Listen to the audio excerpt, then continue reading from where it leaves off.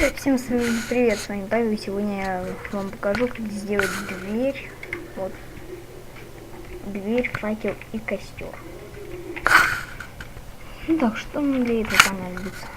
Для нам этого понадобится это второй уровень. Так. Чтобы сделать факел и дверь. Ну что ж. Чтобы сделать факел, нам нужно железо. Железо можно выбить из камня на костре. У нас получается одно железо. Из железа вы можете переплавить желательно это, и вы можете переплавить в болты. Теперь вы взять факел. Вот так он выглядит. Испытаем. Вот. Прикольненько так вот выглядит. Не как обычный. Ну, как-то так. Костер.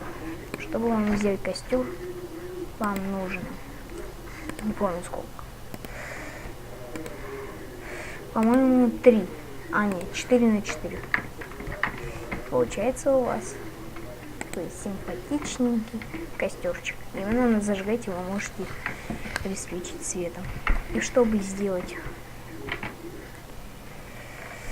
из этих, вам понадобится 2 или 3 креста и болты. Болты я вам показал, как делать. Крафт. Так. Железо. Из 2 камней равно 1 железо.